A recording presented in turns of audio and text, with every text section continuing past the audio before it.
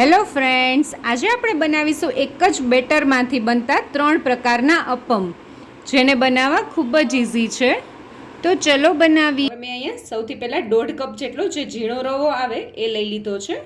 એને આપણે એક વાસણમાં લઈ લેશું.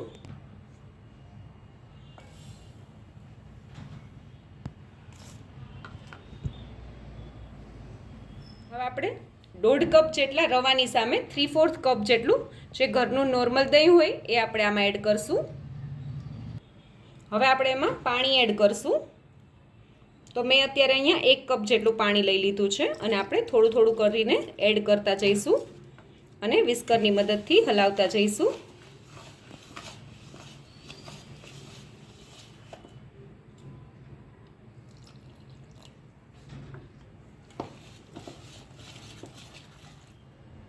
મેં અહીંયા ટોટલ 1 કપ જેટલું પાણી લઈ લીધું છે અને તમે જોઈ શકો છો આપણે રવાને આટલો થોડો થીક જ રાખવાનો છે અત્યારે આ સમયે, અને આને આવી જ રીતે આપણે અડધી કલાક સુધી પલળવા દઈશું રવાને.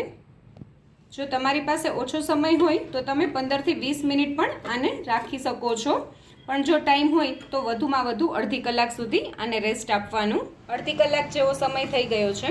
તમે જોઈ શકો છો આપણો રવો એકદમ સરસ રીતે પલળી ગયો છે અને આપણું જે બેટર છે એ થોડું થીક છે, તો આપણે એમાં પહેલાં થોડું પાણી એડ કરી દઈશું અને એને બરાબર કરી લેશું. મેં આમાં પાછું 1/4 કપ જેટલું પાણી એડ કર્યું છે અને આપણે આને થોડું આટલું થીક રાખવાનું છે. અને હવે આપણે સૌથી પહેલાં જે નોર્મલ અપમ હોય એ બનાવીશું.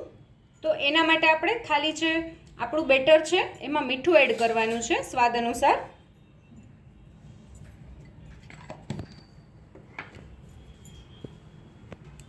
અને જે આ ઈનો આવે છે રેગ્યુલર છે એ આપણે એડ કરી દઈશું.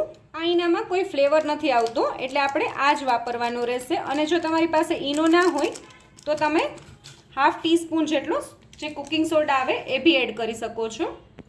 હવે આપણે ઈનાને થોડો એક્ટિવેટ કરવા માટે એના ઉપર થોડું પાણી એડ કરશું. મેં અત્યારે નોર્મલ પાણી જ લીધું છે, ગરમ પાણીનો ઉપયોગ નથી કર્યો.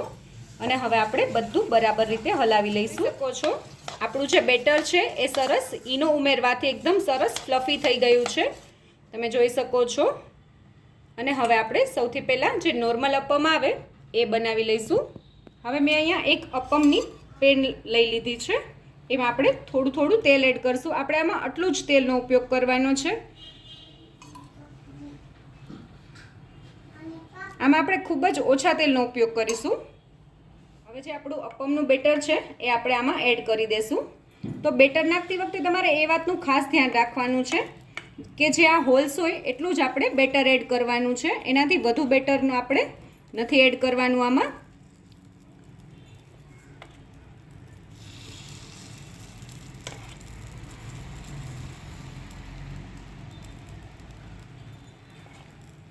તમે જોઈ શકો છો મેં અપમના હોલ્સમાં જે પેનનું હોલ્સ છે એમાં બધું બેટર એડ કરી દીધું છે. અને હવે આપણે ઢાંકણ ઢાંકીને આને 3 થી 4 મિનિટ સુધી ચડવા દઈશું મીડિયમ ગેસની ફ્લેમ ઉપર. આપણે ગેસની ફ્લેમ હાઈ નથી રાખવાની. 3 થી 4 મિનિટ જેવો સમય થઈ ગયો છે.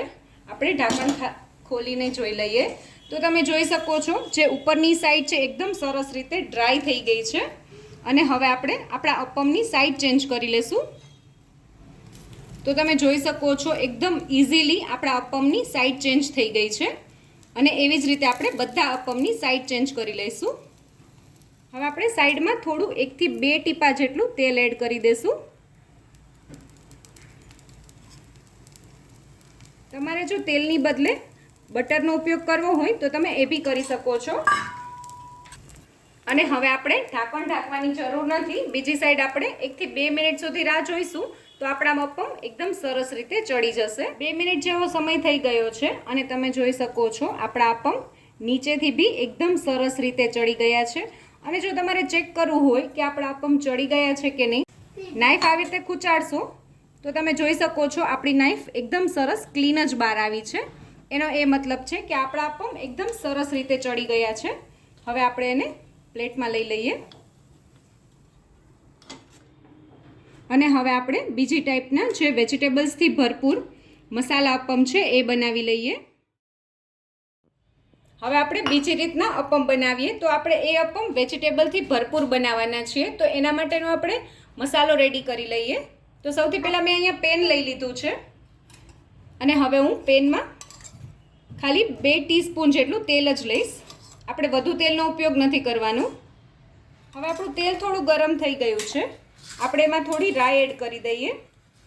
તો મેં અહીંયા 1 ટીસ્પૂન જેટલી રાઈ લઈ લીધી છે. હવે આપણી રાઈ સરસ ફૂટવા લાગી છે. એમાં થોડા આપણે લીમડાના પાન એડ કરી દઈશું. એની સાથે જ આપણે થોડી હિંગ બી એડ કરી દઈશું. અને મેં અહીંયા થોડા વેજીટેબલ લીધા છે. એમાં મેં ડુંગળી લીધી છે ઝીણી સમારેલી, એ આમાં હું સૌથી પહેલાં એડ કરી દઈશ. એની સાથે જ લીલા મરચાંને બી મેં ઝીણા સમારીને લીધા છે, એ બી એડ કરી દઈશ. હવે આપણે બધું સરસ રીતે પહેલાં આ બંને વસ્તુ સાંતળી લેશું 1 થી 2 મિનિટ સુધી. 1 થી 2 મિનિટ જેવો સમય થઈ ગયો છે અને તમે જોઈ શકો છો આપણી ડુંગળી એકદમ સરસ રીતે સતળાઈ ગઈ છે. હવે આ સમયે મેં અહીંયા જે ઝીણું સમારેલું ટમેટું છે એ આમાં એડ કરી દઈશ. એની સાથે જ થોડી મકાઈના દાણા લીધા છે, એ બી એડ કરી દઈશ. થોડું ગાજર મેં ઝીણું સમારીને લીધું છે અને કેપ્સિકમને બી મેં સમારીને લઈ લીધું છે. તમારે જો કોઈ બીજા શાકભાજી એડ કરવા હોય તો તમે કરી શકો છો. અને હવે આપણે આ બધું સરસ રીતે મિક્સ કરી લઈશું. અને આપણે આને ઓવરકુક નથી કરવાનું. 2 થી 3 મિનિટ સુધી જ આપણે આને સાતળવાનું છે. તમારે જો આવી રીતે શાકભાજીને ફ્રાય કરીને ના લેવા હોય, સાતળીને ના લેવા હોય, તો તમે એને કાચા બી આમાં એડ કરી શકો છો. તમે જોઈ શકો છો 2 થી 3 જ મિનિટમાં આપણા શાકભાજી સરસ રીતે સતળાઈ ગયા છે. અને હવે આપણે આમાં લાસ્ટમાં થોડી ઝીણી સમારીને કોથમીર એડ કરી દઈશું. અને હવે આપણે ગેસની ફ્લેમ બંધ કરી દઈશું અને શાકભાજીને થોડા ઠરવા માટે રાખી દઈશું સાઈડમાં. જે આપણા શાકભાજી આપણે સાતળીને રાખ્યા છે એ આપણા બધું જે બેટર બચ્યું છે એમાં એડ કરી દઈશું. હવે આપણે બધા વેજીટેબલ્સ આમાં એડ કરી દીધા છે અને મીઠું તો આપણે પહેલેથી જ એડ કર્યું હતું. હવે આપણે આમાં થોડો સરસ કલર દેવા માટે થોડું કાશ્મીરી મરચું એડ કરીશું. ત્યારે અહીંયા 1/2 ટીસ્પૂન જેટલું કાશ્મીરી લાલ મરચું લીધું છે અને 1/4 ટીસ્પૂન જેટલી હળદર એડ કરી છે. અને હવે આપણે બધું સરસ રીતે હલાવી લઈએ. તમારે જો લાલ મરચું ના નાખવું હોય તો તમે આમાં લીલું મરચું વધુ બી નાખી શકો છો. મેં અહીંયા જે સેમ ઓલા અપમમાં તેલ એડ કર્યું હતું એવી જ રીતે આમાં તેલ નાખી દીધું છે થોડું થોડું. અને હવે આપણે જે મસાલા અપમનું બેટર રેડી કર્યું છે એ આમાં એડ કરી દઈશું.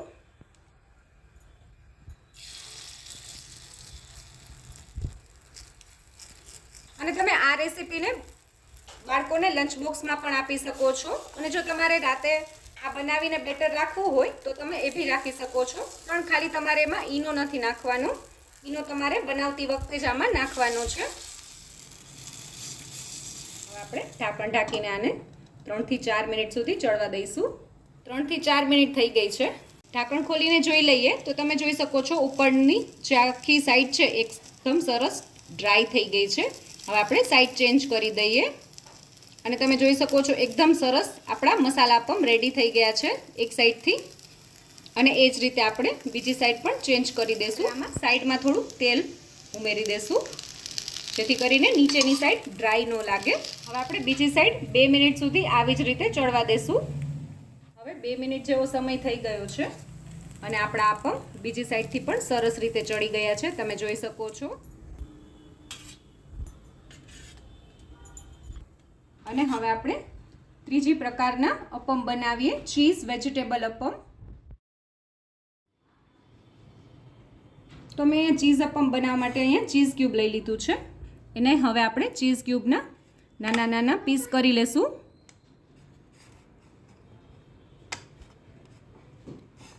હવે મેં અહીંયા ચીઝ ક્યુબના કટકા કરી લીધા છે અને હવે આપણે અપમ બનાવીએ. તો સૌથી પહેલાં આપણે એમાં તેલ લઈ લેશું. તેલનો ઉપયોગ આપણે બહુ જ ઓછો કરવાનો છે આ રેસીપીમાં. આપણે જે વેજીટેબલ વાળું બેટર લીધું હતું એનો જ અત્યારે ઉપયોગ કરવાના છીએ. તો એ આપણે સૌથી પહેલાં થોડું બેટર લઈ લેશું. ચીઝના જે પીસ કરીને રાખ્યા છે એ આમાં રાખી દેશું અને એની ઉપર પાછું આપણે બેટર નાખી દેશું.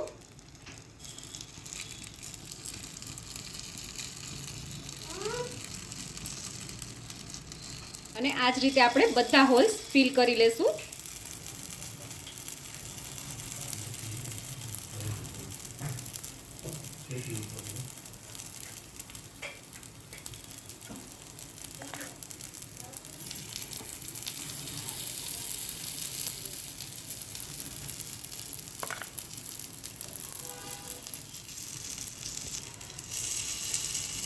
આપણે ઢાંકણ ઢાંકીને આને બી 3 થી 4 મિનિટ સુધી ચડવા દઈશું. 3 થી 4 મિનિટ થઈ ગઈ છે. હવે આપણે ઢાંકણ ખોલીને જોઈ લઈએ તો તમે જોઈ શકો છો આપણા જે અપમ છે એની ઉપરની સાઈડ એકદમ સરસ ડ્રાય થઈ ગઈ છે. હવે આપણે સાઈડ ચેન્જ કરી લઈએ.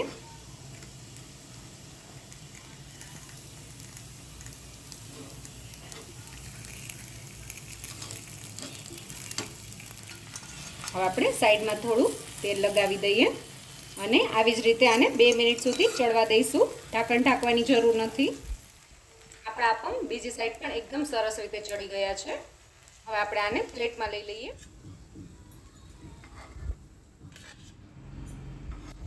હવે હું તમને ચીઝ અપમનું એક અપમ ખોલીને બતાવું. તો તૈયાર છે આપણા ચીઝ અપમ. તો તૈયાર છે આપણા 3 પ્રકારના અપમ.